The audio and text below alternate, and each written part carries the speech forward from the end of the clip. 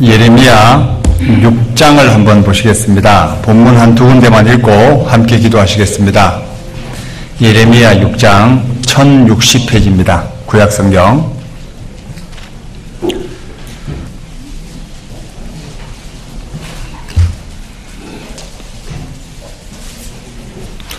구약성경 1060페이지 예레미야 6장 19절 말씀.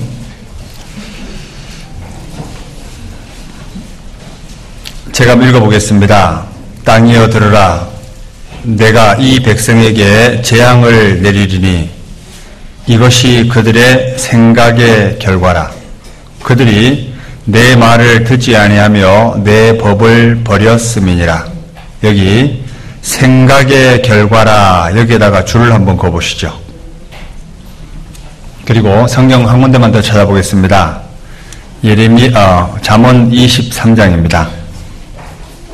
잠언 23장 7절 말씀입니다.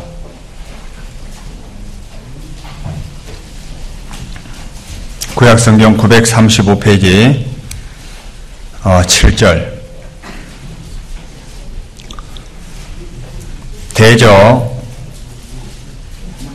잠언 23장 7절. 대저 그 마음의 생각이 어떠하면 그 위인도 그러한즉 그가 너더러 먹고 마시라 할지라도 그 마음은 너와 함께하지 아니함이라. 그 서두에 대저 그 마음의 생각이 어떠하면 그 위인도 그러한즉 여기다가 줄을 한번 그어보시죠. 함께 기도하시겠습니다. 사랑과 은혜가 충만하신 거룩하신 아버지 하나님 감사합니다. 마땅히 형벌받아 영원한 지옥에 떨어질 수밖에 없었던 저희들이었습니다. 그러나 예수님께서 이 세상에 오셔서 저희들의 모든 죄짐을 대신 짊어지시고 십자가에 못 박혀 돌아가심으로 우리의 모든 죄를 영원히 용서해 주셨습니다. 또 그 사랑 깨닫고 귀한 몸된 교회 가운데 거하며 귀한 성도들과 함께 신앙생활할 수 있는 기회를 주신 것 감사드립니다. 또한 이뤄져 있는 많은 영혼들을 건지기 위해 저희들을 사용해 주시는 것 또한 감사드립니다. 이 자리에 하나님의 귀한 자녀들 함께 모여 있습니다. 주님께서 이 가운데 두루 역사하심으로 저희들이 주님 앞에 더욱 온전히 행해 나갈 수 있도록 도와주옵소서. 특별히 오늘 오후에 증거될 중고등부 주말 집회 가운데도 주님이 함께 하심으로 이뤄져 있는 많은 영혼들이 주님의 귀한 품 안에 돌아올 수 있도록 해주시고 또한 말씀을 증거하실 김종수 형제님 더욱 지혜와 능력 더딥혀 주셔서 하나님의 귀한 말씀 담대히 증거할 수 있도록 도와주옵소서. 또한 이번 집회를 통해 교회학교 중고등부가 더욱 하나가 되는 귀한 집회가 될 수 있도록 도와주옵소서. 저녁부터 계획되어 있는 은장의 숙박 집회 가운데도 주님이 함께 하심으로 이뤄져 있는 많은 영혼들이 주님의 귀한 품 안에 돌아오는 귀한 집회가 될 수 있도록 도와주옵소서. 준비하는 모든 손길 가운데도 하나님이 함께 하심으로 지치지 않도록 도와주시고 하나님이 주시는 힘으로 힘있게 모든 일들을 행해 나갈 수 있도록 도와주옵소서. 주일입니다. 하나님의 말씀을 사모하는 분들 함께 모여 있습니다. 저희들이 주님 앞에 어떻게 행해 나가야 할지 또한 하나님 앞에 합당치 못한 부분이 있다면 돌이키는 시간이 될 수 있도록 도와주옵소서. 또한 이 자리에 와야 하지만 개인적인 사정으로 참석하지 못한 분들도 계십니다. 주님께서 일일이 기억해 주시고 다음에는 함께 모여 기쁨을 나눌 수 있도록 도와주옵소서. 시종을 주님께 부탁드리며 우리를 사랑하시는 예수님 이름으로 기도드립니다. 아멘. 네, 옆에 계신 분들하고 한 번 더 인사하시죠. 안녕하세요. 네. 인사를 자주 하면 좋습니다. 그런데 우리가 인사를 하는데 정말 마음으로 옆에 계신 분들을 사랑하는 마음으로 인사하는 분들이 있는 반면에 생각은 아이고 저 화상 또 왔구만 혹시 이런 생각을 가지고 인사를 할 수도 있습니다. 그래서 오늘은 생각, 마음의 생각이란 주제로 한번 말씀을 전해드리고 싶습니다. 사람이 마음에 어떤 것을 품고 있든지 시간이 지나면 다 드러나게 되어 있습니다. 그래서 그 사람의 마음의 생각이 그 사람을 대변한다고 볼 수 있습니다. 우리는 사람의 마음을 볼 수 있는 영역이 없어요. 그죠? 사람의 마음을 완벽하게 볼 수 있는 분은 하나님밖에 없습니다. 그래서 하나님이 우리 각자를 바라볼 때 어떤 각도로 바라보실까? 그 사람의 마음에 품고 있는 거, 그것을 그 사람의 상태로 바라보고 있다는 겁니다. 이스라엘 백성이 겉으로는 하나님을 섬긴다라고 하지만 마음은 하나님과 멀리 떠나 있었습니다.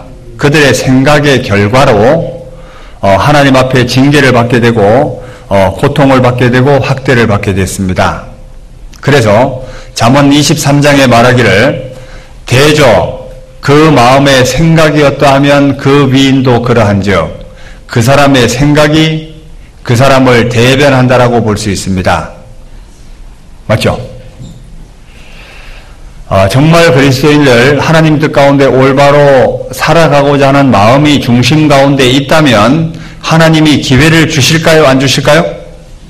반드시 기회를 주시게 되어 있습니다. 그런데 마음 중심에 하나님을 섬기는 마음보다는 그냥 사람에게 보이고자 하는 마음으로 교회 가운데 있다라고 하면 시간이 지나면 그것 또한 드러나게 되어 있습니다. 맞잖아요? 그래서 오늘은 그 사람의 마음의 생각이 어떤 것이 돌출이 되는지 그 부분을 좀 봤으면 좋겠습니다. 자, 가룟 유다를 한번 생각해 보죠. 가룟 유다, 예수님을 3년 반 동안 따라다녔습니다. 주변 사람들이 가룟 유다를 바라볼 때 믿음이 되게 좋은 걸로 생각했을 것 같아요. 맞죠? 그런데 아마 돈깨를 맡았다고 했기에 가장 믿음이 있는 사람이 가룟 유다였을 겁니다. 제자들 가운데. 그런데 가룟 유다는 3년 반 동안 예수님을 따라다니면서 항상 마음속에 품고 있었던 것이 있었습니다. 뭐를 사랑하고 있었죠? 돈입니다. 그래서 그것이 항상 마음속에 품고 있던 것이 기회가 되니까 나오게 된 거예요. 결국은 이스라엘 백성, 창세기 6장으로 돌아가 보면 노아 시대 때로 잠깐 한번 들어가 보죠. 여기 창세기 6장을 잠깐 한번 보시죠. 창세기 6장.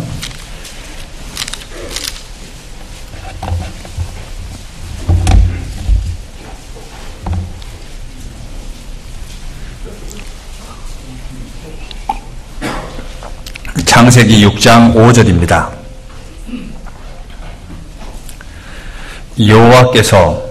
여호와께서 사람의 죄악이 세상에 관영함과 그 마음의 생각의 모든 계획이 항상 악할 뿐임을 보시고, 자, 세상에 죄악이 가득 차 있습니다. 죄가 가득 차 있고 마음의 생각이 항상 악할 뿐임을 보시고, 자, 그래서 세상이 심판을 받게 됩니다. 자, 마음의 계획이 선한 것이 있어야 될 거 아니에요?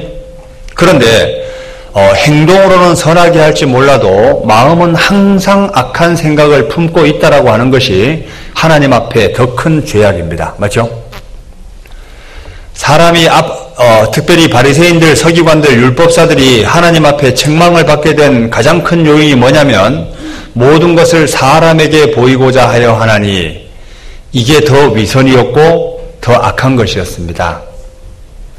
노아 시대 때도 실제 이런 상황이었습니다. 그래서 확실하게 구원을 받고 나면 어디부터 깨끗해질까요? 마음부터 깨끗해지게 되어 있습니다. 그래서 사람은 근본적으로 하나님을 만나게 되면 마음 중심부터 바뀌게 되어 있습니다. 왜? 구원받기 전에 모든 사람의 마음은 되게 악해 있다라고 되어 있습니다. 로마서 1장을 한번 보실까요? 로마서 1장.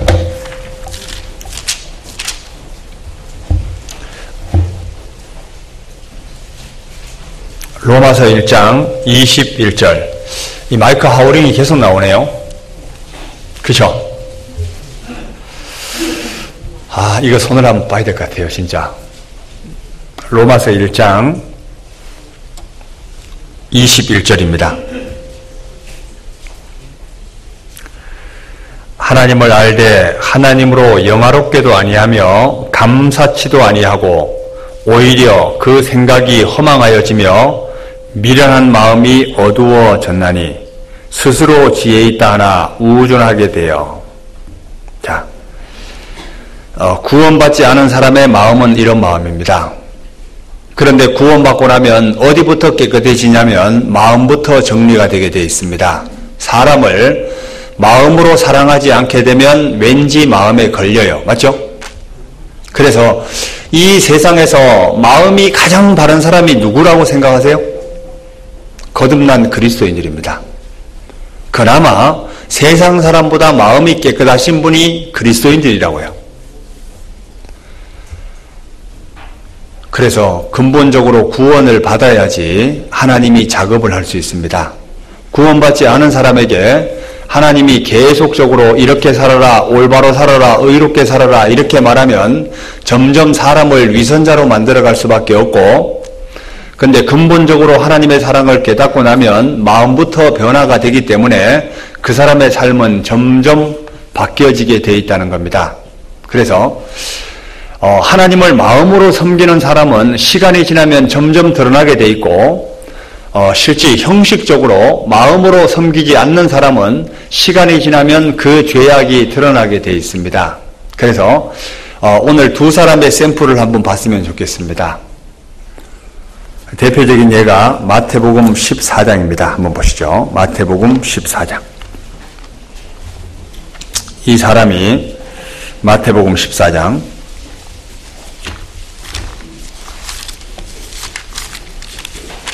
5절입니다.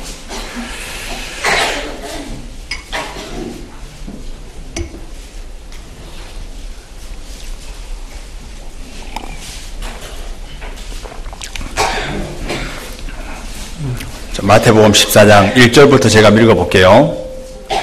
마태복음 14장 1절. 그때 분봉왕 헤롯이 예수의 소문을 듣고 그 신하들에게 이르되 이는 세례 요한이라. 저가 죽은 자 가운데서 살아났으니 그러므로 이런 권능이 그 속에서 운동하는도다 하더라. 전에 헤롯이 그 동생 빌립의 아내 헤로디아의 일로 요한을 잡아 결박하여 옥에 가두었으니 이는 요한이 헤롯에게 말하되 당신이 그 여자를 취한 것이 옳지 않다 하였습니다. 헤롯이 요한을 죽이려 하되 민중이 저를 선지자로 여김으로 민중을 두려워하더니. 자, 이게 헤롯이란 사람이 요한을 이뻐했을까요? 미워했을까요? 이 세례 요한이란 사람을 이 헤롯이 너무 미워했습니다. 마음으로 죽이고 싶도록 미워했어요. 그런데 왜 못 죽였냐면 민중을 두려워하여. 주변 사람이 되게 두렵고 또 세례 요한이 선지자로 여기니까 함부로 할 수 없었던 겁니다. 그런데 마음으로는 죽이고 싶도록 미워하는 마음이 있었습니다. 끝내는 세례 요한을 죽일 수밖에 없어요. 왜 그러냐면 그 딸이, 헤로디아의 딸이 연석 가운데서 이 춤을 추게 됩니다. 그때 한 가지 제안을 하게 되죠. 너가 원하는 거 나라의 절반이라도 내가 너에게 주겠다. 빼도 박도 못하게 딱 만들어가지고 코너에 몰아서 죽이게 됩니다. 맞죠? 마음에 흑심을 품고 있던 것을 행동으로 옮길 수 있는 기회를 하나님이 만들어줍니다. 그게 바로 세례 요한을 목을 베게 만들어요. 맹세까지 하게 해서 결국은 그 마음의 생각을 품고 있다라고 하면 하나님은 그 사람의 죄악이 드러날 수 있도록 분위기를 만들어준다는 겁니다. 그렇다고 죄를 짓도록 부추기는 게 아니에요. 마음속에 있는 것이 드러나도록 기회를 주는 겁니다. 가룟 유다, 예수님을 팔면 돈이 생긴다는 그 생각을 항상 품고 있었기 때문에 기회가 왔을 때 가룟 유다는 예수님을 팔게 되죠.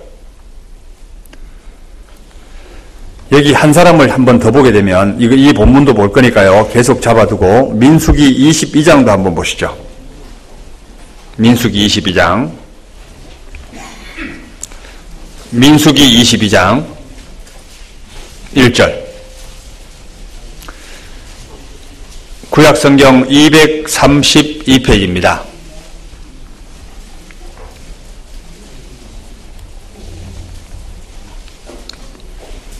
민수기 22장 1절. 이스라엘 자손이 또 진행하여 모압 평지에 진쳤으니 요단 건너편 곧 여리고 맞은편이라. 민수기 22장 2절. 십볼의 아들 발락이 이스라엘이 아모리인에게 행한 모든 일을 보았으므로 모압이 심히 두려워하였으니 이스라엘 백성의 많음을 인함이라. 모압이 이스라엘 자손의 영고로 번민하여 미디안 장로들에게 이르되 이제 이 무리가 소가 밭의 풀을 뜯어먹음 같이 우리 사면에 있는 것을 다 뜯어먹으리로다 하니 때에 십볼의 아들 발락이 모압 왕이었더라. 그가 사자를 부올의 아들 발람의 본향 강변 부도로에 보내어 발람을 부르게 하여 가로되 보라, 한 민족이 애굽에서 나왔는데 그들이 지면에 덮여서 우리 맞은편에 거하였고 우리보다 강하니 청컨대 와서 나를 위하여 이 백성을 어떻게 하라? 저주하라. 내가 혹 쳐서 이기어 이 땅에서 몰아내리라. 그대가 복을 비는 자는 복을 받고 저주하는 자는 저주를 받을 줄 내가 알미니이다. 모압의 장로들과 미디안 장로들이 손에 뭐를 가지고? 복술의 예물을 가지고 떠나 발람에게 이르러 발람의 말로 그에게 고하매.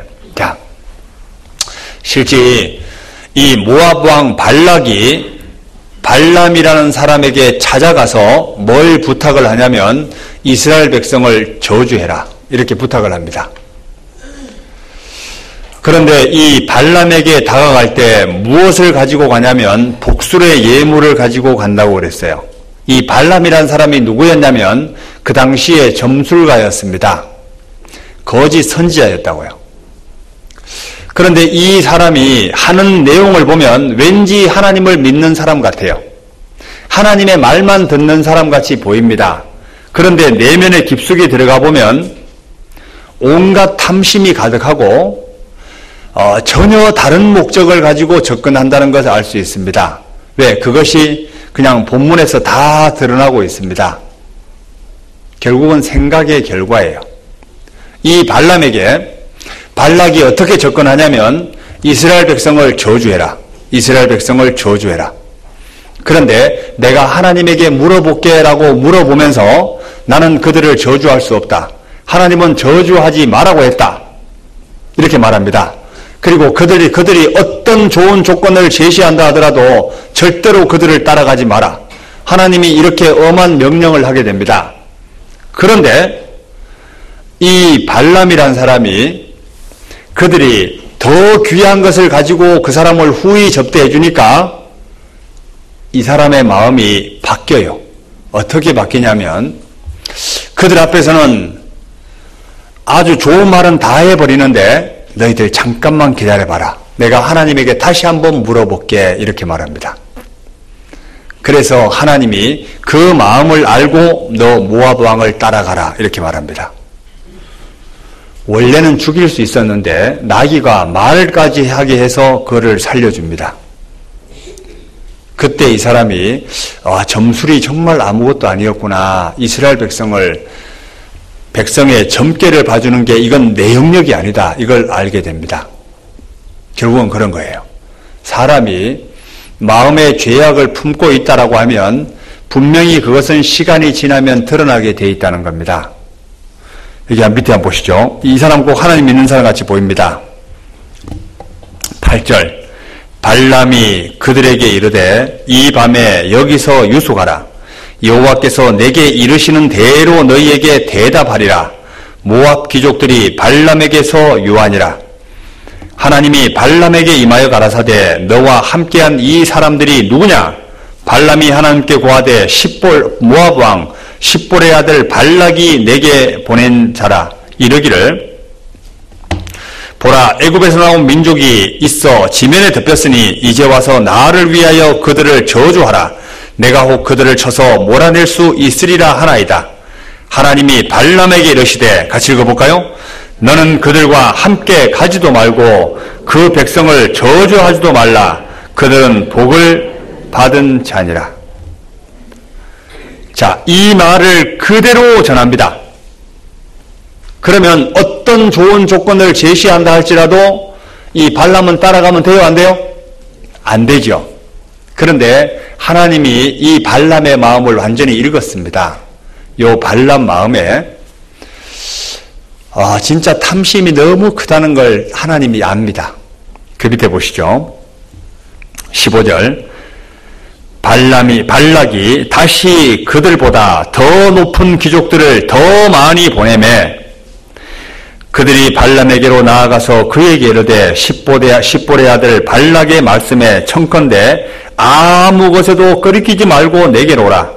내가 그대를 높여 크게 존귀케 하고 그대가 내게 말하는 것은 무엇이든지 시행하리니 청컨대 와서 나를 위하여 이 백성을 저주하라 하시더이다. 18절 같이 읽어보죠.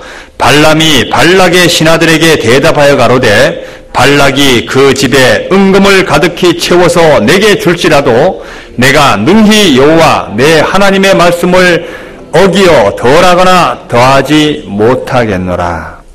자, 진짜 좋은 말 다 했죠? 예? 기가 막힌 말을 했습니다. 이건 보통 사람이 아니에요. 저는 이렇게 거절 못할 것 같아요. 근데 이 사람은 이렇게 말합니다. 그런데 그 뒤에 발람의 마음이 드러납니다. 그런즉 19절 이제 너희도 이 밤에 여기서 어떻게 하라? 유하라. 여호와께서 내게 무슨 말씀을 더하실지 알아보리라. 하나님은 따라가지 말라고 엄하게 명령했는데 이 계속 탐심이 올라오게 됩니다. 그래서 내가 하나님께 다시 한번 물어보고 올게. 너희들 좀 기다려라. 이렇게 말합니다. 조금 드러나죠. 네? 뒤에 보면 계속 드러납니다.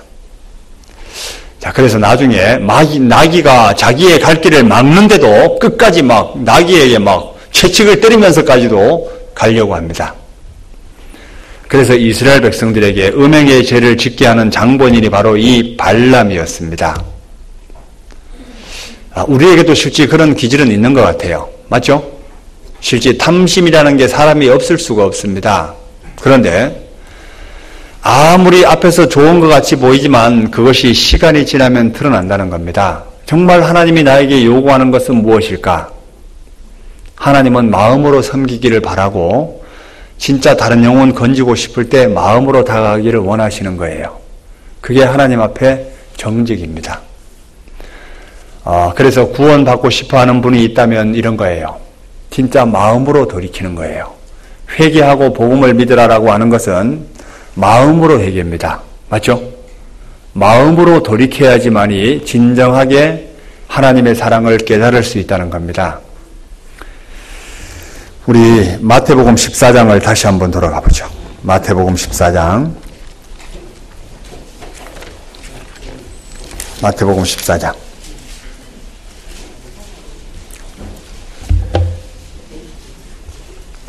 마태복음 14장. 마태복음 14장 6절.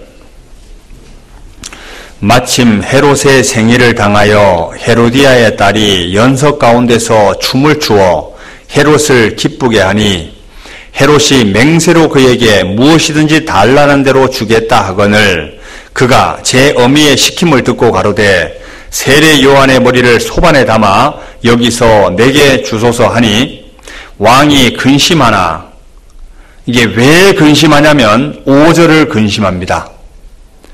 헤롯이 요한을 죽이려 하신 마음 있죠?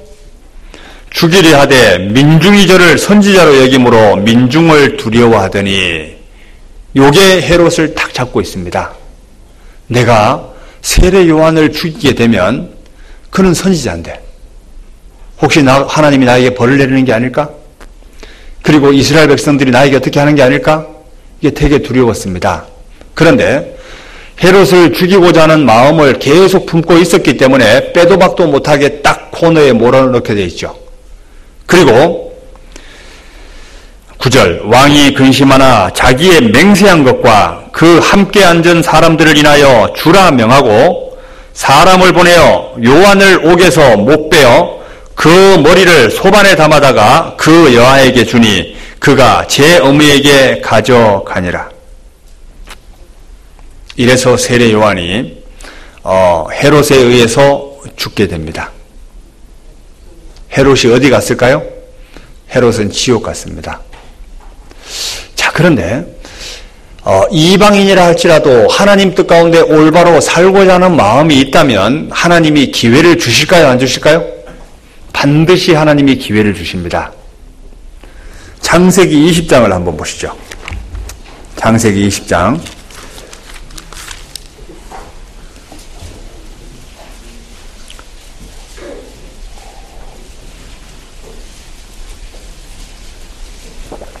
창세기 20장 1절.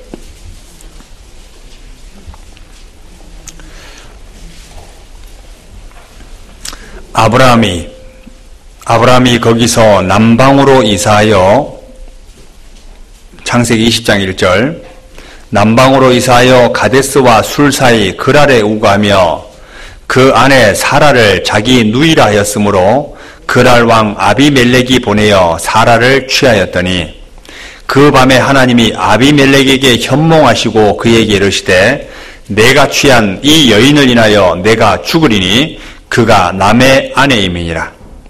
아비멜렉이 그 여인을 가까이 아니한 고로 그가 대답하되 주여 주께서 의로운 백성도 멸하시나이까? 그가 나더러 이는 내 누이라 하지 아니하였나이까? 그 여인도 그는 내 오라비라 하였사오니 같이 읽어볼까요? 나는 온전한 마음과 깨끗한 손으로 이렇게 하였나이다. 6절 하나님이 꿈에 또 그에게 이르시되 내가 온전한 마음으로 이렇게 한 줄을 나도 알았으므로, 하나님이 알았다고 몰랐다고요? 나도 알았으므로 너를 막아 내게 범죄하지 않게 하였나니 여인에게 가까이 못하게 함이 이 까닭이니라. 결국은 이방인이지만 마음에 그래도 온전한 마음으로 살아가고 있는 이 아비멜렉의 마음을 하나님이 읽었습니다. 그래서 죄를 못 짓게 딱 막아줍니다. 결국은 뭘까? 그 사람의 마음이 정말 온전한 마음이 있고 하나님 뜻 가운데 올바로 살아보려고 하는 마음이 있다면 하나님은 기회를 준다고요? 안 준다고요? 반드시 주십니다. 그런데 온전한 마음이 아니라 그냥 마음은 전혀 다른데 다르게 살아가는 그 사람은 시간이 지나면 반드시 드러나게 되어 있다는 겁니다. 그래서 이 본문을 봐서도 알겠지만 우리가 하나님 앞에 하나님이 가장 기뻐하는 게 뭘까? 하나님 앞에 진실을 하나님은 요구하십니다. 하나님이 다윗을 바라볼 때 다윗은 하나님의 마음에 합한 사람이라고 한 이유가 뭐냐면 다윗은 하나님이 중심의 진실함을 원하신다는 걸 알고 있습니다. 시편 51편을 한번 보시죠. 시편 51편.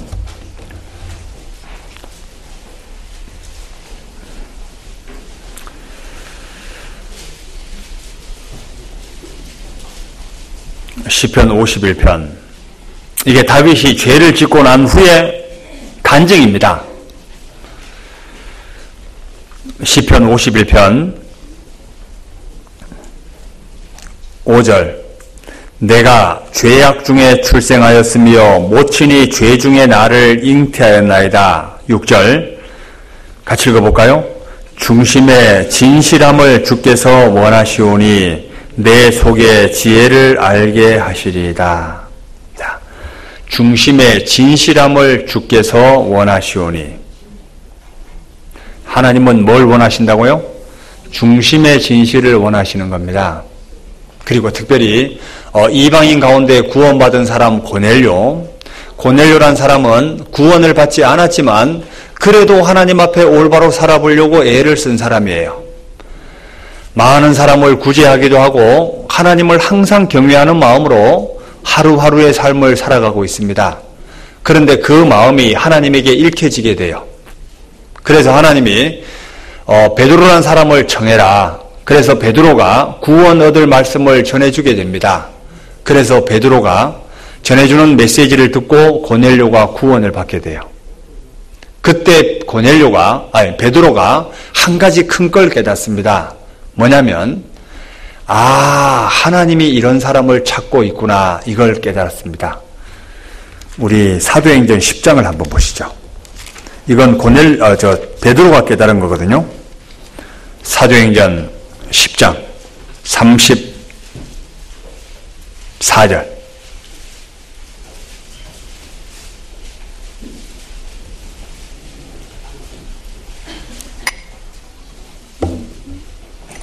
사도행전 10장 34절.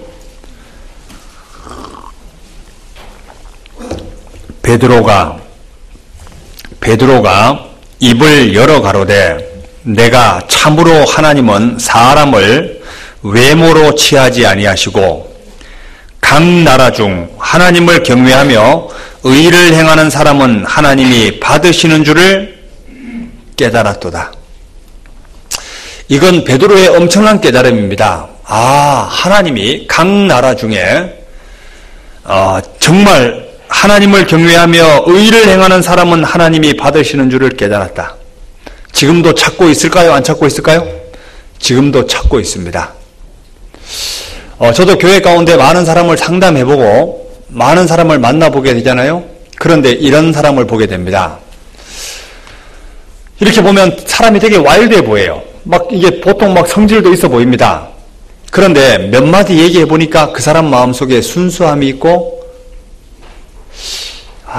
이 사람은 의외로 하나님이 참 기회를 주시겠구나, 이런 사람이 있습니다. 그런데 아주 약삭빠른 사람 있잖아요. 얘기해 보면 이분은 하나님이 기회를 안 줄 수도 있겠다, 이런 분이 있습니다. 그런데 사람이 바라볼 때 저 사람은 착해 보이고 저 사람은 악해 보인다라고 하지만 하나님은 중심을 보시잖아요. 하나님을 중심을 보시기 때문에 정말 마음으로 진리를 고수하는 사람이 있습니다. 찾는 사람이 있다고. 이 사람에게 복음이 임하게 되어 있습니다.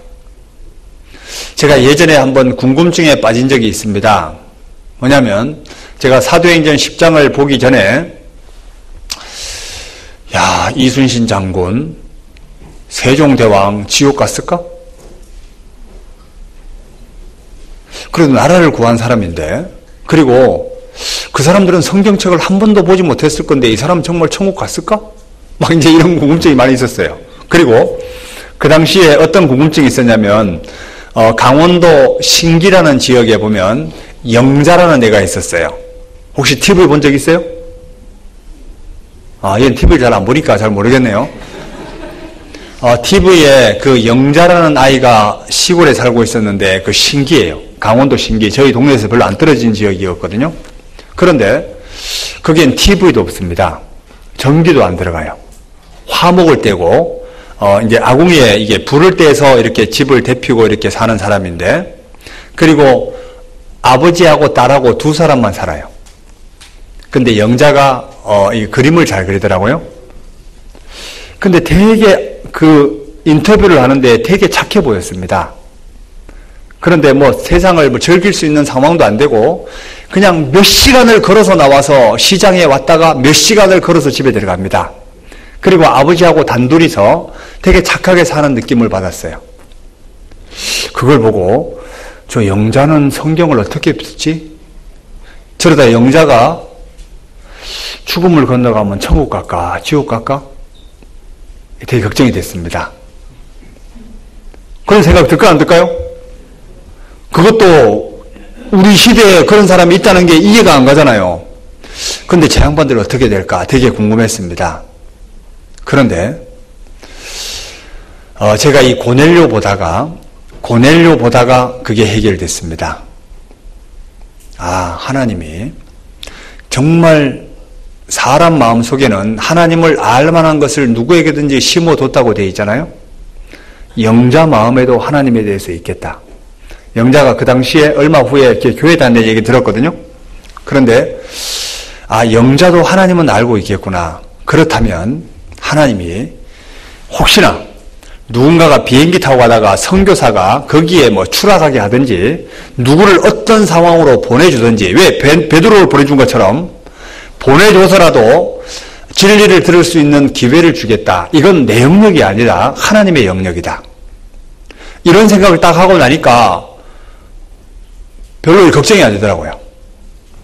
그죠? 그러니까 우리는 어떤 생각을 하셔야 되냐면, 누가 진리를 찾고 있는지 모르기 때문에 만나는 사람들에게, 고넬료 같은 사람일 수도 있잖아요. 내가 섣불리 판단할 수도 있거든요. 그러니까 아무리 그 사람이 막 우락부락하게 생기건 이렇다 할지라도 상황이 된다면 전해주는 게 우리의 영역이 맞습니다.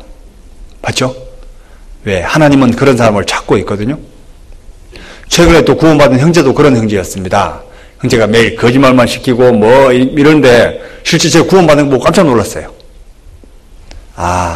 그래도 내면에 참 착하구나. 그런 생각했습니다. 근데 구원받은 사람들이 보면요, 겉으로는 사람이 함부로 행동을 해도 내면이 착한 사람이 있다고. 그 사람이 구원을 받습니다. 하나님이 회개는 중심에서의 회개예요. 시편 34편 한번 보시죠. 시편 34편.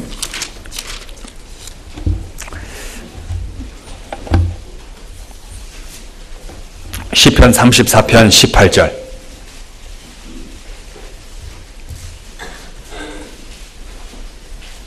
시편 34편 18절.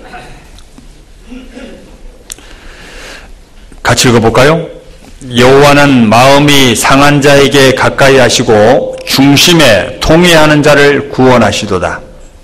자, 이거 보면 아무리 말씀을 들어도 나는 구원이 안 된다. 왜 그럴까요? 중심에 회개가 없기 때문에 그래요. 그러면 구원받았다라고 하는 사람이 생활에 변화가 없다. 그럼 다시 한번 자기를 돌아볼 필요가 있다는 거예요. 그러죠? 결국은 중심에 통회하게 되면 그 사람의 삶은 바뀌어지게 돼 있습니다. 당연히 바뀌어지게 돼 있죠. 그래서 하나님은 중심에 통회하는 자를 구원하시는도다. 그 마음에서 돌이키는 겁니다. 그런데 헤롯가에서도 구원받은 사람이 있을까요? 없을까요? 봐요. 헤롯가에서는 하나같이 악한 사람이었거든요. 그런데 신기하게도 젖동생 마나엔이라는 사람은 구원을 받게 됩니다. 그래도 그 악한 집안에서도 구원받는 사람이 나올 수 있어요.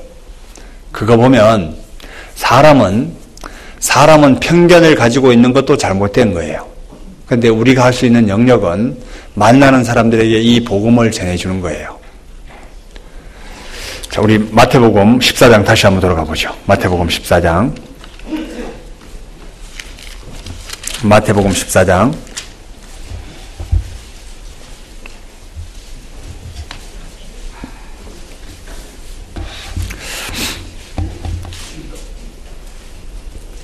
마태복음 14장 3절. 전에 헤롯이 그 동생 빌립의 아내 헤로디아의 일로 요한을 잡아 결박하여 옥에 가두었으니 이는 요한이 헤롯에게 말하되 당신이 그 여자를 취한 것이 옳지 않다 하였습니다. 헤롯이 요한을 죽이려 하되 민중이 저를 선지자로 여김으로 민중을 두려워하더니 마침 헤롯의 생일을 당하여.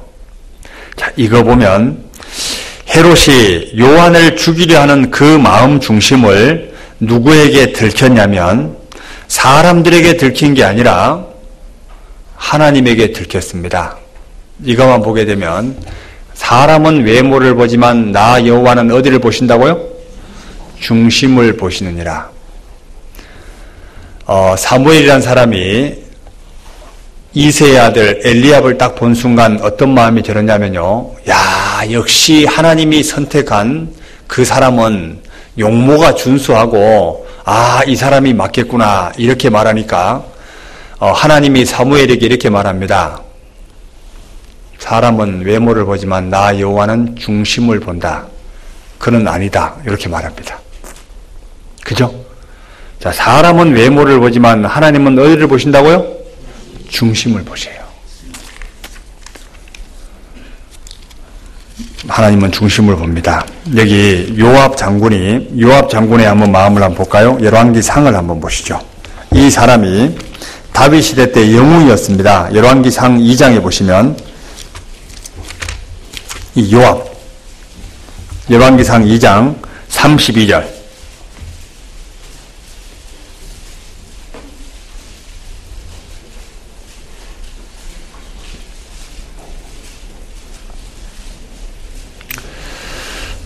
열왕기상 2장 32절. 여기 보면 이 요압 왕이 다윗 주변에서 항상 선봉장으로 일을 했던 사람입니다.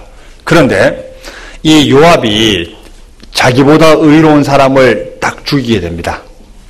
다윗 몰래 죽이게 돼요. 그런데 다윗은 알지 못했지만 하나님은 알았을까요? 몰랐을까요? 하나님이 알았다고. 그래서 징계받아가지고 집안을 망하게 합니다. 여기 열왕기상 2장 32절.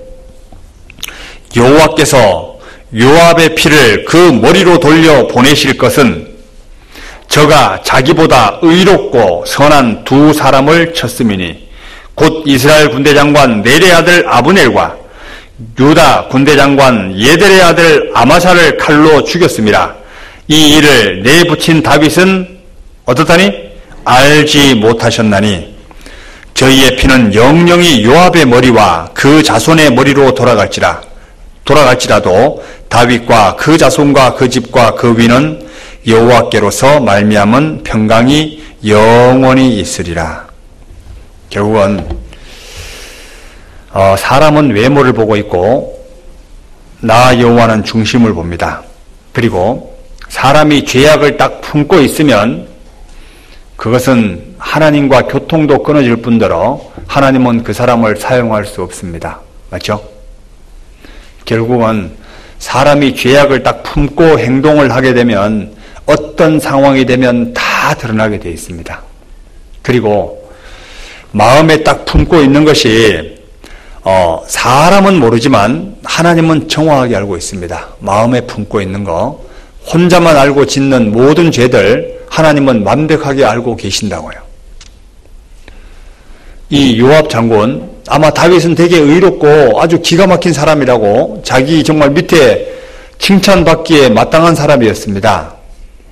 그런데 주변에서 자기하고 약간 걸림이 되는 것들은 다 정리하는 스타일이었습니다.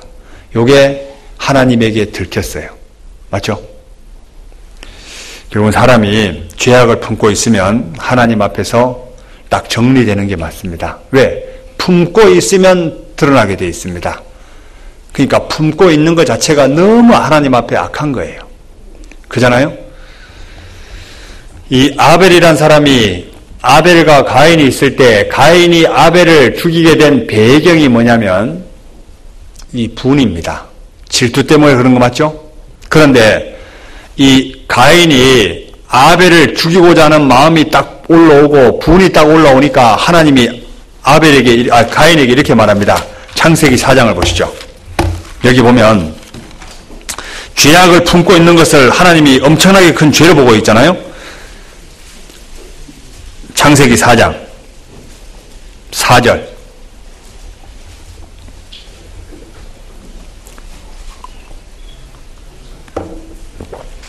창세기 4장 4절.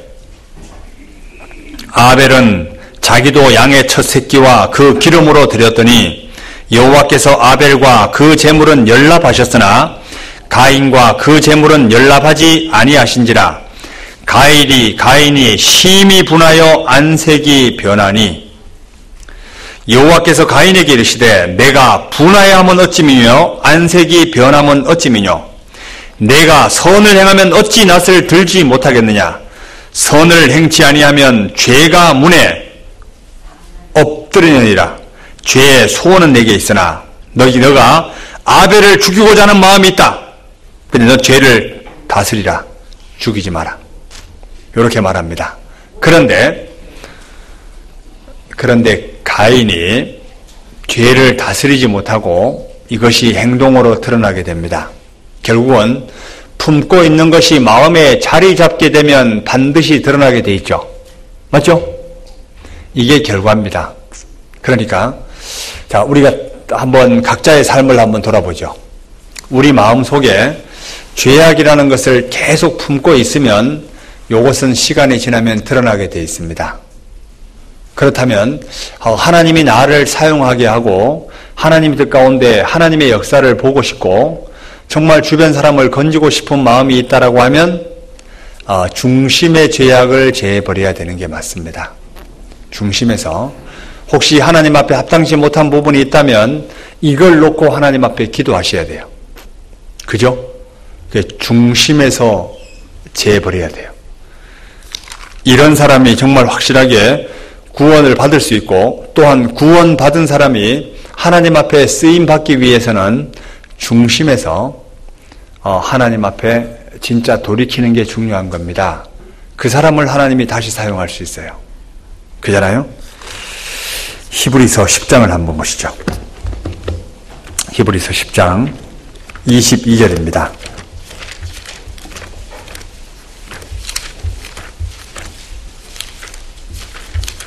히브리서 10장 22절.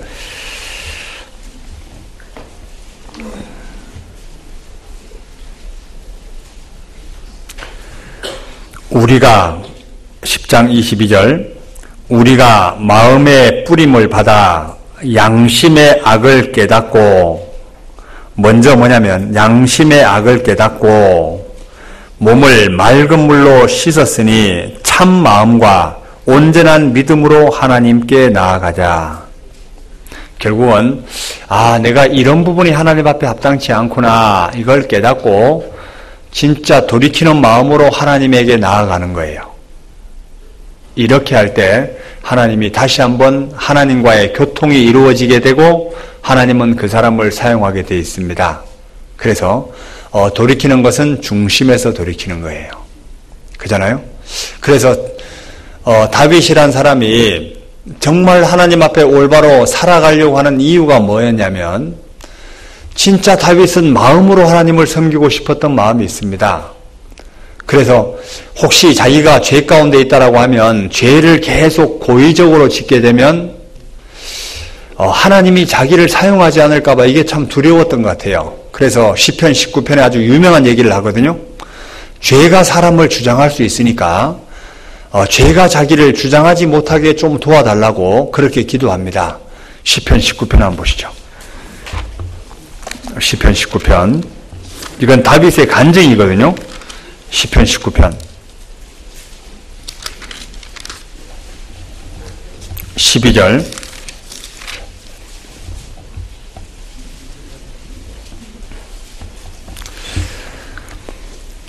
시편 19편 12절. 자기 허물을 능히 깨달을 자 누구리요? 나를 숨은 허물에서 벗어나게 하소서. 또 주의 종으로 고범죄를 짓지 말게 하사, 고의적으로 짓지 말게 하사 그 죄가 나를 주장치 못하게 하소서. 그리하시면 내가 정직하여 큰 죄가에서 벗어나겠나이다. 결국은 다윗은 마음 중심에서 하나님 앞에 정직하게 행해 나가야 되겠다 이 마음이 있었고, 그리고 혹시나 내가 깨닫지 못한 죄가 있을까 봐 두려웠습니다. 깨닫지 못한 죄가 있다면 그거조차도 나에게 깨닫게 도와주세요. 요 마음 참 이쁘지 않아요? 이러니까 하나님이 사용할 수밖에 없겠죠. 결국은 하나님 앞에 내가 불순한 동기가 있다면 그거 정말 제해버려라. 왜? 사람은 외모를 보지만 나 여호와는 중심을 보시기 때문에 그렇습니다. 그래서 사람에게 보이고자 하여 하는 것이 정말 하나님 앞에 악한 겁니다. 이게 이스라엘 백성들이 있을 때 그 당시의 사람들의 종교관이었습니다. 마태복음 6장을 보시죠. 마태복음 6장. 마태복음 6장 1절.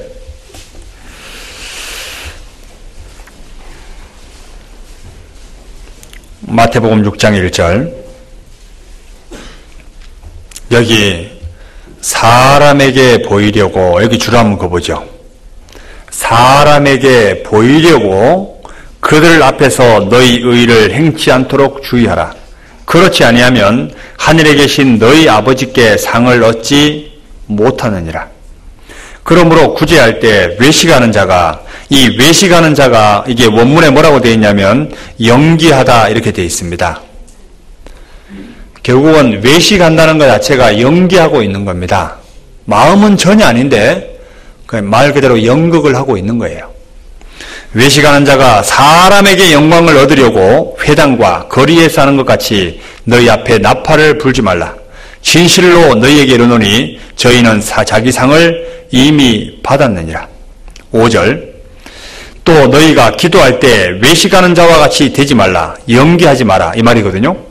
저희는 사람에게 보이려고, 누구에게 보이려고?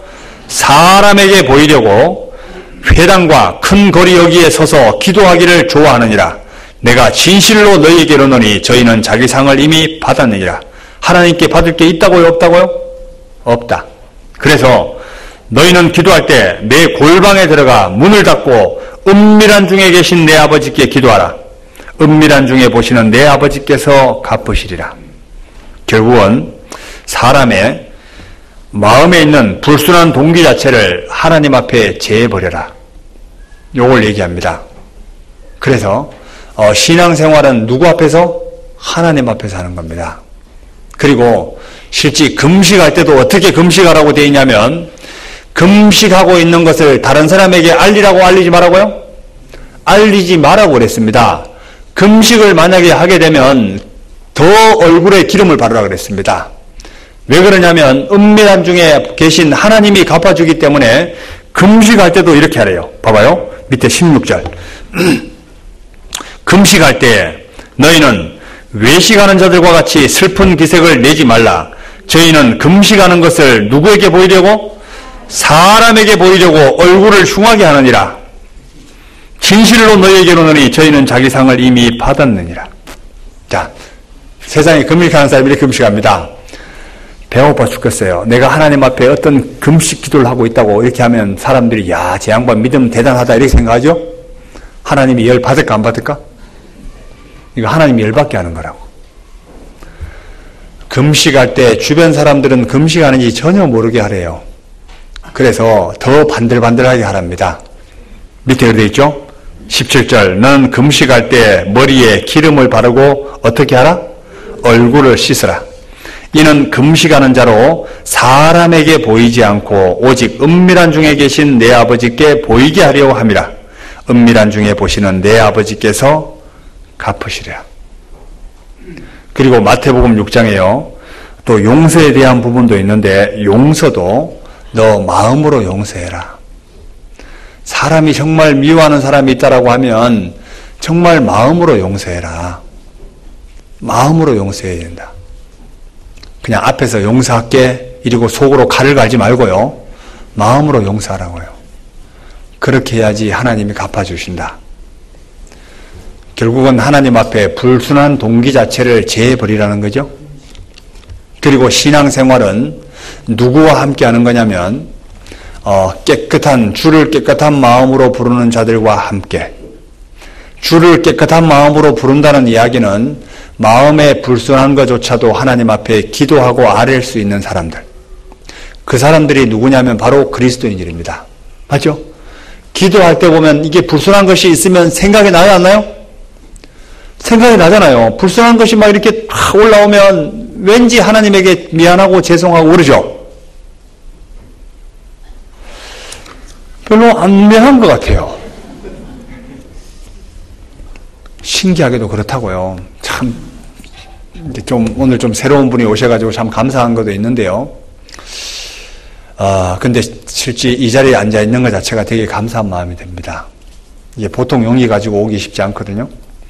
저는 참 이렇게 이제 한참은 이제 구원받고 세상에 일단 좀 앞뒤가 안 맞지만 구원받고 나서 이제 교제에 잠깐 떨어져 있을 때였습니다. 술을 한 잔 딱 먹고 집에 이렇게 돌아갈 때요. 되게 허탈하더라고, 이렇게. 근데 진짜 하늘을 탁 이렇게 쳐다보면요. 하나님에게 되게 미안하고 죄송했습니다. 근데 이거 어떻게 정리할까? 그런데 또 친구들 만나면요. 또 갑자기 이게 또 생각이 안 나요. 그냥 온통 거기에 즐기는데 마음이 뺏겨가지고 있다가 근데 집에 딱 돌아갈 때 그 짧은 시간 동안은 또 하나님이 보입니다. 하나님. 정말 제가 너무 악한데 참 이거 또 언제까지 이렇게 살아야 될까요? 막 솔직히 이 마음이 그때 진실이었거든요. 그런데 신기하게도 하나님이 기회를 주시더라고. 뭔 말인지 알죠? 이게 사람에게 이런 거라고. 뭐냐면 합당치 못한 부분이 있다면 중심에서 돌이키고자 하는 마음이 있으면 하나님이 도와주십니다.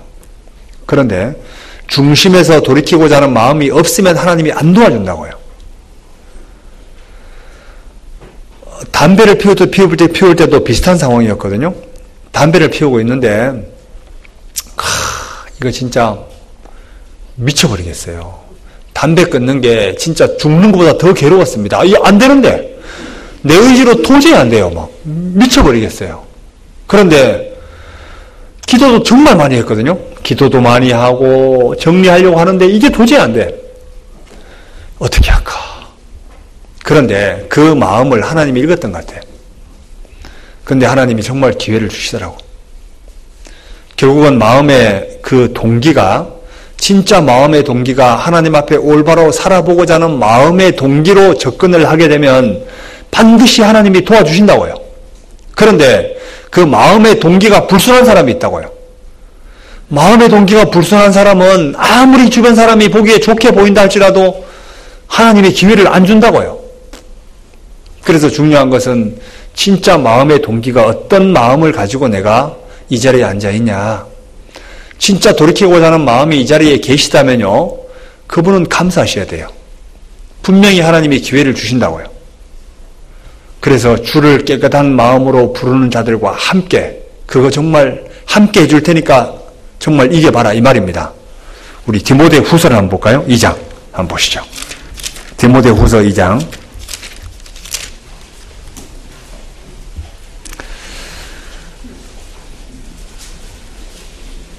2장 22절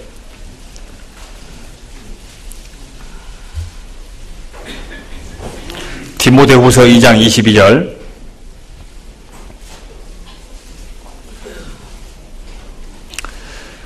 22절 또한 내가 청년의 정욕을 어떻게 하고요? 피하고 맞닥뜨리면 사람은 죄를 짓게 되어 있습니다. 피하라고 되어 있다고. 남녀 칠세 부동석이라 그러잖아요. 같이 앉아있게 되면 죄를 지을 분위기가 될까 안 될까요? 단둘이 있으면 시간이 지나면 지날수록 점점 죄를 지을 수 있는 분위기로 바뀌어지게 되어 있습니다. 사람이 봐요. 사람이 불을 품에 품고야 어찌 그 살이 되지 아니하겠으며 사람이 불을 품에 품고 있으면 당연히 옷이 타는 건 당연한 거죠. 자, 사람이 숯불을 발로 밟고 있으면 발이 되는 건 법칙이라고요. 근데 어떤 사람이 지혜로운 사람일까? 그 자리를 피하는 거예요. 어떤 사람이 술이 중독이 되어 있다. 그 사람은 술을 먹기 전에 잔뜩 물을 마십니다. 그러면 술 생각이 날까 안 날까? 운동하는 사람들이요. 운동하는 사람들이 원래 갈증 해소로는 맥주가 좋습니다. 게토레이보다 맥주가 더 갈증 해소가 더 좋아요. 아시오? 별로 안 먹어본 것 같아. 이게 원래 진짜 이게 저도 서울에 있을 때 이제 배드민턴을 좀 심하게 쳤거든요. 배드민턴을 치는데 이게 막 땀을 막 비오듯 쏟고 나서 딱 오면요. 캔맥주 한 잔. 이런 생각이 솔직히 납니다. 그런데 생각은 올라오는데 솔직히 할 수가 없잖아요. 그래서 이렇게 물을 마시는데 저도 교회 가운데 있어도 순간적으로 스쳐 지나가는 생각들이 이런 생각이 있는데 교회 가운데 없는 사람이 얼마나 생각이 많이 나겠어요. 근데 그 사람이 진짜 다른 것을 잔뜩 먹어주게 되면 그 생각이 덜 난다고. 그래서 죄를 지을 수 있는 분위기를 피하면 피하는 게 그 사람에게 지혜예요. 맞죠? 성경이 그걸 너무 잘 알고 있습니다. 사람의 습성도 하나님이 너무 잘 알고 있다고. 요셉이란 사람이 보디발의 아내가 같이 이렇게 동침하자라고 꼬드깁니다. 그런데 젊은 나이에 17, 8이면요 피가 끓고 있습니다. 보디발의 아내도 너무 아름다웠을 거예요. 그런데 자기 팔을 뿌리치고 옷까지 막 그냥 뿌리치고 도망갈 정도라면요 자기가 그 자리에 있으면 분명히 죄를 지을 수밖에 없기 때문에 그 자리를 피한 거예요. 근데 진짜 요셉이라는 사람은 대단한 겁니다. 두 사람이 있으면 당연히 죄를 짓지. 죄를 짓는 사람도 있고 안 짓는 사람도 있다고. 그런데 하나님은 그런 거 저울질 하기 전에 피해라. 그게 방법이고, 그리고 어디로 가냐면 주를 깨끗한 마음으로 부르는 자들과 함께 피하고 쫓으래요. 주를 깨끗한 마음으로 부르는 자들과 함께 같이 읽어보죠. 의와 믿음과 사랑과 화평을 쫓으라. 결국은 마음의 동기가 바를 때 하나님이 도와주시는 게 반드시 있다는 겁니다. 아비멜렉을 이방인이지만 죄를 안 짓게 하나님이 딱 도와준 것처럼 내가 마음의 동기가 바르게 되면 하나님은 반드시 내 편이 돼서 도와주신다는 겁니다. 여기 한번 보시죠. 우리 베드로후서 2장을 한번 보시죠. 베드로후서 2장에 보면 경건한 자를 하나님이 지켜주시는 게 있습니다. 베드로후서 2장.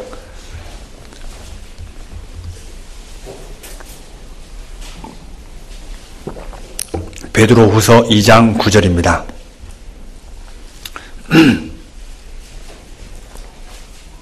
이 장 8절부터 보면 이 의인이 저희 중에 거하여 날마다 저 불법한 행실을 보고 들음으로 그 의로운 심령을 상하니라. 이게 누구의 얘기냐면 롯을 이야기합니다. 롯. 소돔 고모라 성이 파괴될 때 롯을 이야기하는데 롯이 거기 너무 부패했잖아요. 말 그대로 남색하고 동성연애가 막 만연한 그 때에 이 롯은요 의로운 심령이 상했다고 되어 있거든요. 6절 봐요. 소돔과 고모라 성을 멸망하기로 정하여 죄가 되게 하사 후세에 경건치 아니한 자들의 본을 삼으셨으며 무법한 자의 음란한 행실을 인하여 고통당하는 의로운 롯을 건지셨으니, 자, 롯이 그런 환경 속에서 고통을 당했다고 되어 있죠. 롯이 천사를 만나게 된 배경이 어디냐면요, 롯이 문 밖에 앉아 있었습니다. 거기에 앉아 있으면서 정말 마음이 답답해 있는 상황에서 천사들을 만나게 됩니다. 그래서 귀인을 접대하게 되고 거기에서 소돔 고모라 성에서 피하게 됩니다. 자, 이 롯의 마음을 하나님이 읽었을까요? 안 읽었을까요? 읽었다고요. 이 롯은 마음의 동기가 되게 바른 사람이었다고요.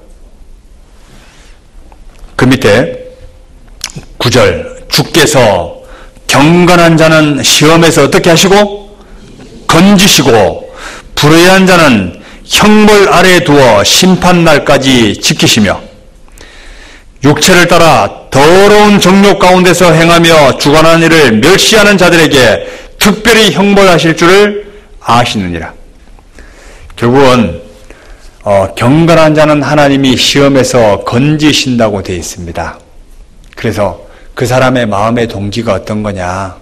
그 사람 마음의 정말 동기가 하나님 앞에 올바로 살고자 하는 마음이 있다면 하나님은 반드시 도와주십니다. 그죠? 도와주세요. 그래서 혹시 내가 지금 죄 가운데 있다 하더라도 낭망하고 낙심하지 말고요. 하나님이 도와주실 것을 그냥 믿고 그냥 머리를 들이미는 거예요. 자, 술 한잔 먹어도 들이밀고, 예? 아이고, 하나님, 제가 오늘 술 한잔 먹었습니다. 그런데 정말 제가 좀 도와달라고. 그리고 그냥 머리를 들이미는 거예요. 그러면, 부끄러운 것도 있지만 하나님이 도와줍니다. 하여튼 간에 교회 가운데 들어오셔야지 하나님이 도와주세요. 혼자 있으면 하나님이 절대로 도와줄 수 없어요. 자, 우리가 스스로 자책을 하고, 예를 들어서 자책을 하고 있다라고 하면 그것 또한 하나님 앞에 악한 거예요. 이 아프리카 한 그 부락에서 그 의사가 그 한 부락에 가서 이제 그 사람들을, 이제 원주민들을 이렇게 이제 그 진료를 해주고 치료를 해줍니다. 그래서 이렇게 한 사람 한 사람은 이제 치료를 해주고 있는데 동네 사람들이 막 웅성웅성거리는 거예요. 그 무슨 얘기냐면 그 추장의 아들이 유학을 갔다가 오게 된 겁니다. 그러니까 추장의 아들이 총각이었어요. 그런데 그 아프리카 한 부락의 그 풍습이 어떤 게 있냐면 아내를 데리고 올 때 아내를 데리고 오려면 황소 한 마리를 가지고 소 한 마리를 가지고 그 이제 처갓집에다 주고 그러니까 황소하고 바꿔오는 거예요, 이렇게. 그러니까 그런데 좀 더 귀한 사람을 데리고 오고 싶으면 이제 그 사람 마음이니까 황소 2마리를 주고 데리고 온대요. 예? 그래서 황소가 그 사람의 위치를 알려주는 거래요. 그래서 그 마을에 3마리의 황소를 가지고 데리고 온 적은 거의 없었답니다. 그런데 참 신기하게도 막 동네 처녀들 막 이게 다 난립니다. 아, 저 양반 저 추장의 그 아들을 누가 혹시 데리고 갈까? 어떤 처녀가 그 추장의 아내가 될까? 막 이제 이런 막 생각을 갖고 있는 거예요. 그러던 중에 이 의사가 깜짝 놀란 거예요. 한 사람, 이 추장이 자기 며느리감을 데리고 가는데 황소 9마리를, 몇 마리? 9마리를 데리고 이렇게 끌고 가는 거예요. 그건 정말 기네스북에 올릴 일이었거든요. 그 9마리를 데려가서 그 여인을 데리고 옵니다. 여인집에 갔는데 아주 초라하게 사는 여인집에 또 여인도 삐쩍 말랐어요. 볼품도 없더래요. 그런데 그런 사람에게 가서 여인을 데리고 온 거예요. 근데 의사가 이해가 안 갔다는 거예요. 그럴 수밖에 없죠. 그리고 본인은 이제 본국으로 와서 몇 년 후에 그 집을 갔대요. 다시 그 사람들을 치료해주러 이렇게 갔는데 그 집을 다시 한번 갔어요. 혹시 그 추장의 아들이 생활하는 그 집에 가서 그 여인도 보고 싶고 그 추장의 아들도 보고 싶고 갔는데 그 여인을 본 순간 깜짝 놀랐대요. 사람이 완전히 새 사람이 돼 있고 너무 부티가 나고 너무 아름답더라는 거야. 그래서 물어봤대요. 당신은 어째서 그 여인을 데리러 갈 때 소 9마리를 데리고 갔냐? 내가 그 사람을 그렇게 귀하게 여겨야지 그 사람이 그렇게 귀하게 살 거다고 그렇게 해서 황소 9마리를 가져갔다는 거야. 그런데 그 여인이 자기를 비관한 게 아니라 뭐를 계속 보고 있었냐면 황소 9마리를 생각하면서 자기 자신을 정비했대요. 나는 이렇게 귀한 존재다. 다른 여인들은 황소 1마리를 데리고 바꿨는데 나는 9마리를 가지고 바꾸는 사람이다. 그렇다면 내가 나를 가볍게 보는 것도 합당치 않은 거다. 그래서 자기는 9마리답게 정말 그렇게 생활을 해야 되겠다. 그렇게 하고 자기를 만들어가기 시작했대요. 그리고 몇 년 후에 아주 놀랍게 바뀌었다는 겁니다. 제가 그 내용을 살짝 읽다가 이런 생각이 잠깐 들었어요. 그리스도인들, 아무리 지금은 옆 사람 얼굴 한번 봐봐요. 왠지 초라해 보이지 않아요? 예? 좀 짠해 보이죠? 그런데 진짜 지금은 짠해 보일 수 있습니다. 초라해 보일 수 있어요. 그런데 여기 앉아 계신 분들은 어떤 분이냐면 하나님이 황소 1마리하고 바꾼 존재가 아니라고요. 여기 앉아 계신 분들은 하나님 자신이 독생자를 보내주셔서 나를 대신해서 죽게 했다고. 이건 비교할 수 없는 겁니다. 결국은 나라는 존재가 얼마나 존귀한 존재예요? 세상 무엇과도 바꿀 수 없는 아주 귀한 존재라고. 황소 9마리가 아니요. 하나님이 자기 목숨과 바꾼 존재들이에요. 그렇다면 얼마나 존귀한 존재입니까? 안 그래요? 자기 삶을 비관하는 게 하나님 앞에 죄를 짓는 걸까? 안 짓는 걸까요? 죄를 짓는 거라고요. 나는 여호와 보시기에 존귀한 자라. 이렇게 얘기하는 게 맞습니다. 너희들 지금 나를 깝깝하게 바라보고 있지. 그런데 조금만 기다려봐라. 나는 여호와 보시기에 존귀한 존재다. 조금만 지나봐라. 그게 정말 지혜로운 사람이에요. 또 하나님이 그래 보고. 술 한잔 먹었다 하더라도 하나님 보기에 존귀한 존재예요? 아니요? 존귀한 존재예요. 그래, 내가 비록 지금은 이렇게 살고 있지만 조금만 기다려봐라. 하나님이 나를 도와주시고 주변 형제자매들이 나와 함께 한다면 나는 이길 수 있다. 이런 비전을 가지고 가는 거예요. 처음부터 잘하는 사람 없습니다. 근데 시간이 지나면 지날수록 바뀌는 거예요. 맞죠? 예수님이 처음부터 그렇게 바뀐 게 아니에요. 하나님 자신이었지만 주변 사람들에게 예수님이 어떻게 읽혔는지 한번 보시죠. 누가복음 한번 보시죠. 누가복음에 보시면 예수님이 누가복음 2장 52절 한번 보시죠. 이 과정이 있다는 겁니다.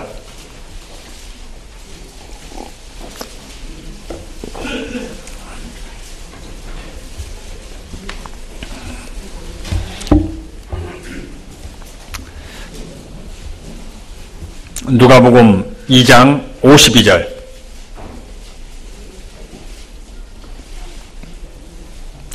자, 누가복음 2장 52절. 예수는 그 지혜와 정신이죠. 그 키가 신체죠. 자라가며 하나님과, 이 하나님은 영적인 영역입니다. 사람에게 사회적 영역이죠. 더 사랑스러워 가시더라. 결국은 시간이라는 것이 지나가면 지나갈수록 사람이 더 바뀌어가는 거 맞죠? 처음부터 사랑스러워한 게 아닙니다. 그런데 사람에게는 어떤 게 있냐면 정신적인 영역이 있고 신체적인 영역이 있잖아요. 그런데 이 정신적인 영역, 신체적인 영역도 시간이 지나면서 점점 자라가게 돼 있죠. 그렇다면 영적인 영역, 맞죠? 여기 보면 하나님과 영적인 영역도 그렇고, 그리고 사람에게 사회적인 영역도 그렇죠. 이것이 시간이 지나면서 자라가게 되는 게 맞습니다. 처음부터 자라는 게 아니에요. 과정이라는 게 반드시 필요하다는 겁니다. 그래서 하나님이 나에게 바라보시는 것은 뭘 바라보신다? 마음의 동기를 보신다. 진짜 마음에서 돌이키고자 하는 마음. 마음 뜻 가운데 하나님 앞에 올바로 살아가고자 하는 마음. 하나님은 요구한 게 나를 보십니다. 거기서부터 하나님이 일을 시작할 수 있어요. 근데 마음에서 그런 마음을 안 가지고 이 자리에 앉아 계신다면 하나님이 도와줄 기회가 없다는 거예요. 지금부터 시작하자. 지금부터 정말 마음의 동기부터, 그래, 하나님 내가 해볼 테니까 나 좀 도와주시오. 이런 마음으로 첫 발을 내딛게 되면 하나님은 반드시 도와주십니다. 정말 하나님 앞에 바른 동기가 뭘까? 하나님 앞에 마음의 동기가 바른 게 뭘까? 그게 바로 주님만을 사랑하는 겁니다. 맞죠? 누구를 사랑하는 거라고요? 주님을 사랑하는 거예요. 주님 한 분만으로 만족할 수 있다면 그게 가장 하나님 앞에 올바른 마음의 동기예요. 맞죠? 그래서 주님을 사랑하는 사람의 바탕 속에서 주변 정리가 되게 되어 있습니다. 왜? 하나님은 모든 사람을 사랑할 수 있는 마음을 하나님이 우리에게 주셨거든요. 그죠? 그게 하나님 앞에 가장 올바른 마음입니다. 여기 우리 성경 한번 잠깐 볼까요? 누가복음 14장을 한번 보시죠. 누가복음 14장. 누가복음 14장.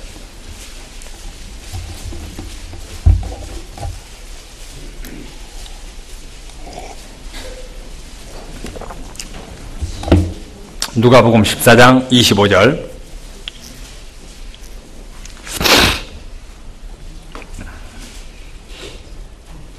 25절 허다한 무리가 함께 갈새 예수께서 돌이키사 이르시되 무릇 내게 오는 자가 자기 부모와 처자와 형제와 자매와 및 자기 목숨까지 미워하지 아니하면 능히 나의 제자가 되지 못하고 누구든지 자기 십자가를 지고 나를 좇지 않는 자도 능히 나의 제자가 되지 못하리라.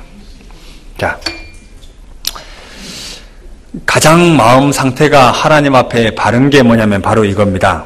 주님을 위해서라면 어떤 것이든지 포기할 수 있는 마음의 상태. 이게 하나님 앞에 가장 정상적인 마음이고 좋은 상태입니다. 맞죠? 그런데 이런 사람에게 어떤 시험이 닥친다고 해보죠. 극복할 수 있을까요? 없을까요? 극복이 되게 돼 있습니다. 그런데 요 예산이 딱 잡혀지지 않으면 그 사람은 반드시 흔들리게 돼 있다는 거죠. 그래서 하나님의 표준이 이거라는 거예요. 맞죠? 어떤 표준은 필요하거든요. 표준은 이건데 여기에 도달하기 위해서 한 걸음 한 걸음 나아가는 겁니다. 그런데 구원 안 받은 사람이 이렇게 하기에는 무리입니다. 근데 구원을 받으면 하나님이 정해놓은 표준치가 여기라는 거예요. 어저께인가? 우리가 행원 갔다 올 때가 언제였죠? 그저께 맞죠? 이거 참, 자꾸만 세월이 흘러가다 보니까 지금, 잘 모르겠어요, 이상하게. 예전에 이렇지 않았거든요? 40대 때는 괜찮았는데 50이 넘어가니까 사람이 조금 희양해지는 것 같습니다. 근데 이거 신방을 갔거든요? 이제 이번에 오늘 저녁부터 숙박 집회라고 이렇게 그분에게 갔어요. 그런데 작년 좀 이렇게 여름쯤이었던 것 같아요. 근데 그분이 할머니들이 모여서 말씀을 듣게 됐습니다. 낮 집회 때였는데, 아이고, 목사님, 이제는 내가 천국 가는 길을 확실히 알았습니다. 고맙습니다. 뭐 이러는 거예요. 그래서 절대같이 밀었죠. 그래서, 아이고, 할머니 축하합니다. 그리고 이제 얘기도 잘했어요. 그런데 이틀 전에 갔을 때 그 사람 마음을 저한테 들켰어. 에이! 어떻게 들켰냐면요. 할머니 어떻게 아직도 천국 갈 수 있습니까? 그러니까 천국 갈 수 있대. 어이구. 어떻게 천국 갈 수 있냐라고 하니까 우리 양반이 예전에 좀 정성을 많이 들였던 것 같아요. 에이? 우리 양반이 정성을 과거에 많이 들였던 것 같아요. 뭘 좀 이렇게 그런 게 있었어요. 그렇게 하면서 우리 딸인가 누가 자기한테 부적을 한 개를 사주는데 일본서 사왔답니다. 요 부적이 자기를 오래 살게 해주고 병도 안 걸리게 해준다고 꼭 지니고 다니라고 했대요. 그래서 여기 있다고 그래. 여기 있다고. 할머니가 한번 보여주시오. 그러니까 이거 보여주면 안 된대 또. 보여주면 이게 또 복이 나가든가 한다네요? 그래서, 참, 이 할머니가 확실하게 구원 안 받았구나, 이걸 알겠더라고요. 왜 그러냐면, 그때 분명히 말씀을 듣고 나서, 가서 할머니 이제 천국 갈 수 있습니까? 라고 하니까, 자기는 천국 갈 수 있고, 예수님에 대해서 얘기하는 거예요. 그러더니, 이제는 이제 안 와도 된다고. 다시 안 와도 된다고. 나는 교회는 안 갈 테니까 이제는 정말 난 이제 됐으니까 이제 괜찮대. 근데 그 말이 왠지 좀 약간 걸렸거든요. 근데 그저께 그게 다 드러났어. 그래가지고 할머니에게 제가 막 뭐라 했습니다. 할머니 보니까 가짜네요. 할머니, 그래서 천국 절대로 못 가요. 성경에는 그래서 못 간다고 돼 있다고. 하나님 믿는 사람은 이런 부적 같은 거 이거 안 믿는다고. 이거 부적이 어떻게 만들어지는지 알아요? 부적이 만들어질 때, 참, 이제 그 할머니에게 있는 얘기 없는 얘기 다 얘기해버렸어. 그러니까 할머니가 조금 생각을 하는 것 같았습니다. 그러더니, 할머니, 이번에 진짜 말씀을 제대로 듣고 천국 가는 길을 아시오. 우리도 이제 안 오면 편해요. 그런데 할머니가 오셔야 된다고. 오셔가지고 천국 가는 길을 확실히 알아야 마음 편할 것 같다고 이러니까 그 할머니가 좀 대빵은 아닌 것 같은데 할머니가 약간 기웃기웃하는 거예요. 그러더니 가겠대. 그래서 오늘 올 거예요. 5시까지 모시고 가기로 했습니다. 그게 할머니들이 지금 4명이 모여있어요. 4명이 오신대. 근데 그분들이 저희 교회에 오고 안 오고 중요한 게 아니에요. 안 와도 괜찮아요. 그러나 그랬죠. 천국 가는 길을 확실히 어머니 알고 사시라고. 그렇게 하는 게 오겠답니다. 근데 그분에게 이 얘기를 했어요. 부적이 만들어지는 과정을 좀 잠깐 얘기했거든요. 여기 아마 이 자리에 앉아 계시지만 혹시나 부적을 품에 품고 있는 분이 있을 수도 있습니다. 예? 말은 못하지만 이 자리에 그런 분이 있을 수 있다고. 왜 그러냐면 저도 참 놀랐거든요. 어떤 분이 교회를 몇 년 동안 다녔는데 계속 이게 몸빼 속에다가 부적을 넣고 다니는 분이 있더라고. 그래서 주변 사람들이 다 절대까지 저 할머니 구원받았다고 믿고 있었죠. 그런데 이 가짜라는 게 드러났어요. 부적이 어떻게 만들어지냐면 제가 이제 그 강원도에 있을 때, 이제 경북에 있을 때였습니다. 그 얘기를 한번 해봤죠. 이렇게 이제 그분이 이제 그 아버지가 대목이었대요. 대목이면 이제 대목이었고, 근데 필체가 너무 좋대요. 근데 그분이 친구가 절에 있는데 그 친구만 지나갈 때만 되면 친구야 일로 와봐라. 부적 좀 만들어주라. 그런데요. 그럼 부적책이 있답니다. 예? 부적책이 있어요. 그래서 부적책을 가지고 펴놓고 뒷자리에 앉아 쇠주 한 잔 마시고 뒤에 딱 앉아가지고 방에서 이 부적을 그린대요. 똑같이 그려준대요. 그래서 큰 것도 있고 작은 것도 있고 그려주면 갈 때 용돈 하라고 돈을 좀 두둑이 준답니다. 그래서 이 친구가 야 이게 무슨 효과가 있을까 싶었대요. 그 친구에게 물어봤대. 이거 얼마에 파냐라고 하니까 이거를 사람이 이렇게 이제 오게 되면 제 양반은 돈이 좀 있어 보이는구나라고 하면 부적을 한 개 50만 원, 100만 원, 뭐 몇백만 원, 이 값이 고무줄 금액이랍니다. 고무줄 금액이요. 근데 한 달 뒤에 오시오. 내가 불공을 좀 드리고 이거 그려줄 테니까 한 달 뒤에 오시라고 이렇게 기간을 길게 잡는데요. 근데 벌써 다 뒤에 만들어놨대요. 싸놨대요. 가면 엄청나게 많답니다. 근데 요놈을 한 달 뒤에 다 가면 쫙 갖다 준대요. 그러면 이 사람은 꼭 다른 사람에게 보여주지 말고 품에 품고 있으라고 그렇게 하든가, 안 그러면 집에 뭐 안방 들어가는 정문에 붙이다든가 몇 개 붙이잖아요. 그 친구가, 그분이 그 얘기를 듣는 순간 어떤 마음이 드냐면, 야, 이거 진짜 가짜구나. 이게 어떻게 사람에게 복을 주냐. 왜 사람의 운명을 점치지 말라고 되어 있거든, 성경에요. 왜 사람의 운명은 누구 손에 잡혀 있냐면 하나님의 손에 잡혀 있다고. 제가 그 말 다 그런 건 아니겠지만 그 일부가 그렇겠지만 근데 실질적으로 그 종이 한 장에 그 사람의 운명을 점치는 건 안 맞다고요. 맞죠? 그래서 그 할머니 그거 다 몰래 버린지 안 버린지 모르겠어요. 네? 그런데 이번에 말씀을 들으면서 그거 좀 강력하게 상담을 좀 하려고요. 근데 마음의 동기가 그런 마음을 가지고 품고 말씀을 듣게 되니까 구원을 못 받는 게 당연한 거예요.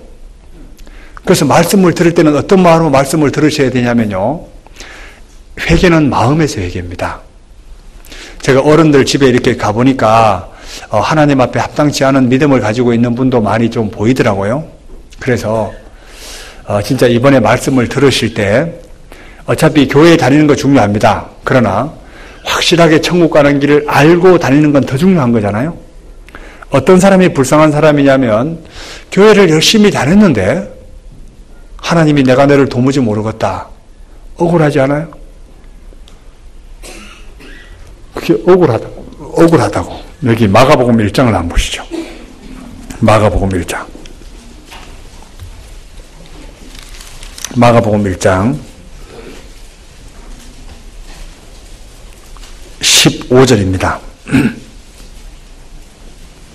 마가복음 1장 15절. 마가복음 1장 15절.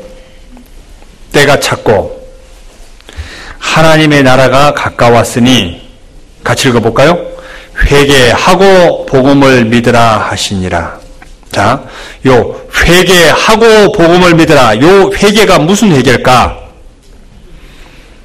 내 마음 속에 마음의 악을 제해버리는 거예요. 마음의 악을 품고 있으면 복음이 안 믿어지게 돼 있다고. 믿어도 지식으로만 믿어질 수가 있다고요. 예레미야 한번 보시죠. 예레미야 4장 한번 볼까요? 이걸 좀 더 쉽게 좀 이렇게 설명하면 될 것 같습니다. 예레미야 4장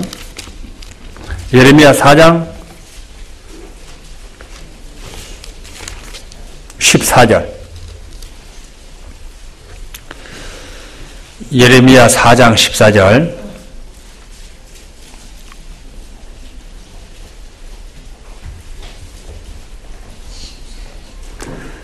예루살렘아, 내 마음의 악을 씻어버리라.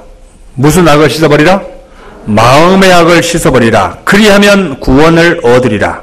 내 악한 생각이 내 속에 얼마나 오래 머물겠느냐.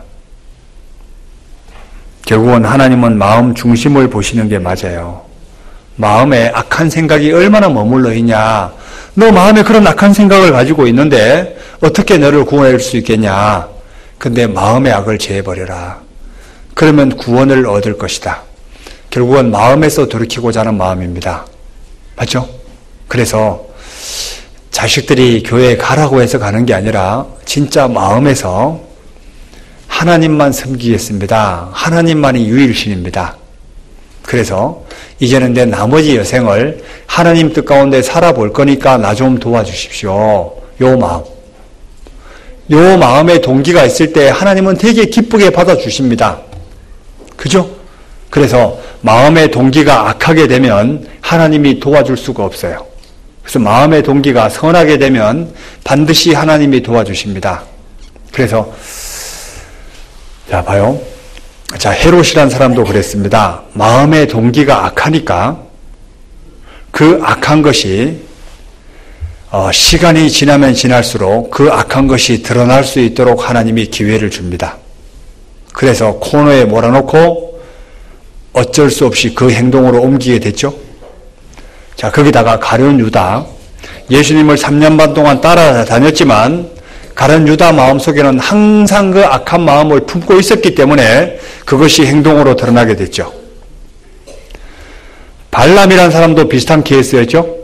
사람이 탐심이라는 것을 가지고 있으니까 온갖 것들을 가지고 계속 유혹을 하니까 그 사람의 마음이 드러나게 됩니다.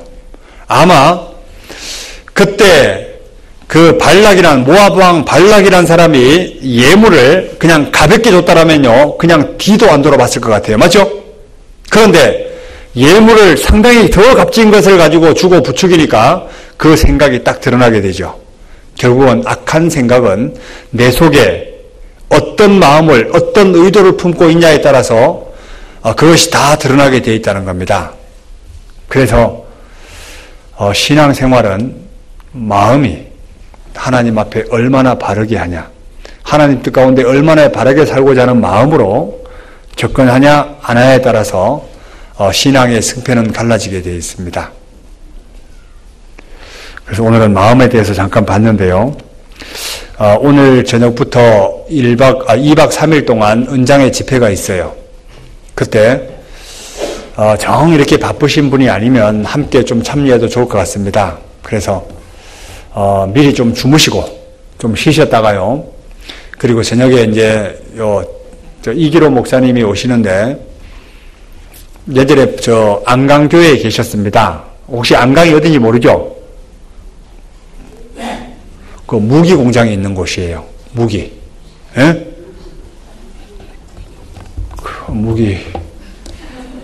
안강에 무기 공장이 있는 데인데, 거기가 좀 되게 작습니다. 읍이에요, 읍. 경주시 안에 있는 작은 읍이에요.